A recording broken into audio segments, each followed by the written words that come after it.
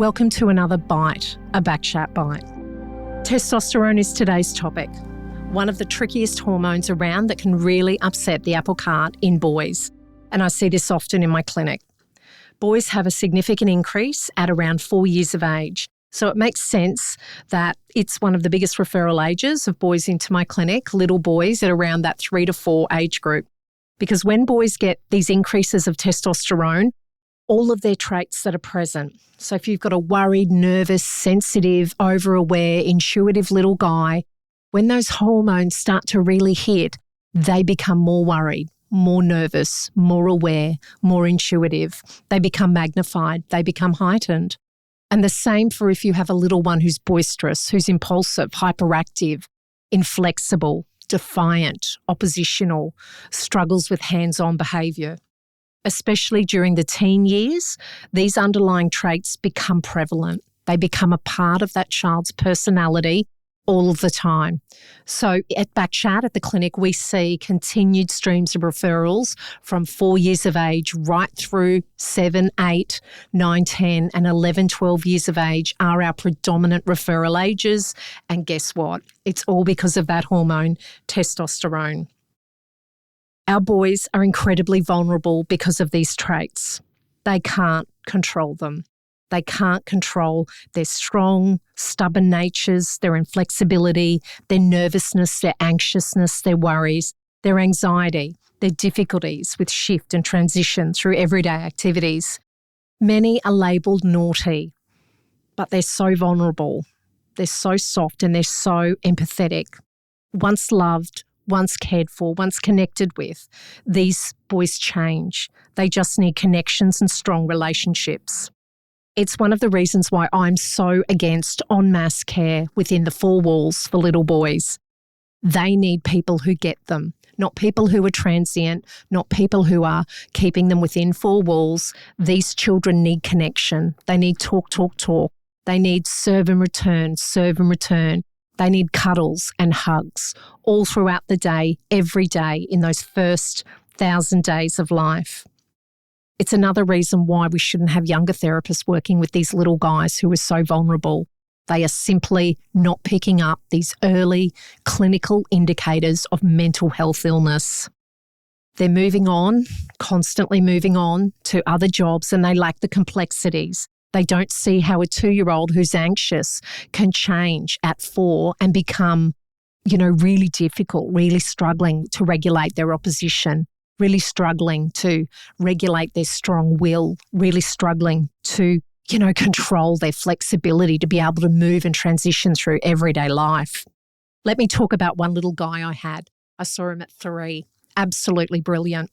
He had that personality type where he could play golf, ride a motorbike, ride a bike, scooter, tennis, swimming, you name a sport, he could do it. He was motorically gifted, a natural athlete. And it's really funny because I've been reading the football series to my younger 2, the football series that's got Haaland, it's got Messi, Mbappe, Ronaldo.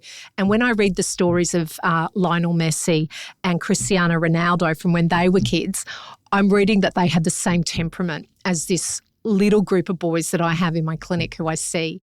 Motorically really gifted, really persistent, lots of grit, but they really lost it if they didn't win or if things didn't go their way on the soccer field. They always had to get that ball and bring it down the field. They weren't always the best team player.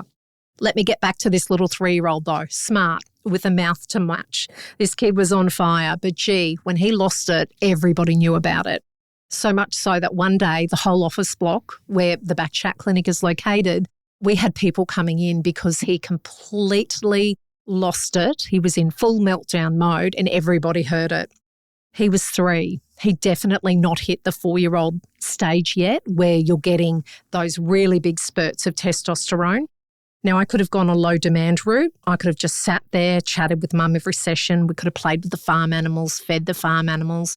We could have just spent time doing that. I could have collected my money week in, week out, gave mum the same old story. Let's sit and wait. Let's sit and wait and see how he goes. Or I could put him on an iPad. That's an easy solution. But I know years down the track that by creating that dopamine loop and that internal circuitry for iPads in a young child, it just creates further issues. So we don't do that in our clinic. At 3, this tiny little fellow was already showing signs that he was really struggling with his mental health. He was lashing out, he was hitting. And by the time we managed to get him into a paediatrician, Mum was unable to take him anywhere because he was struggling so much. He was struggling to move through everyday basic activities. He was struggling to go to the shops. This poor mum was at the end of her tether, and this little guy was really struggling. He was aware of it.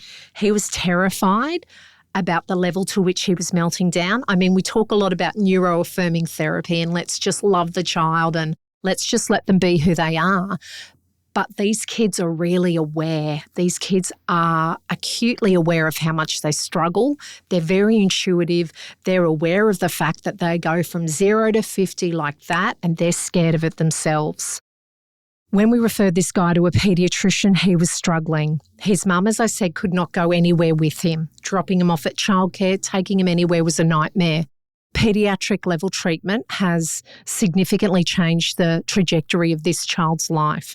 And now in grade 1, he's able to move flexibly. He's able to transition through everyday activities at school and at home with ease. He's a delightful child. He's a beautiful child. He has a lovely home. He is connected with and cared for and loved exceptionally well, but he just needed a little bit more help because Mum could not fill his cup anymore. And that's something else that we will be talking about this cup filling mentality where we're saying we just need to fill our little ones' cups. We're just not filling their cups and that's why they're behaving like this.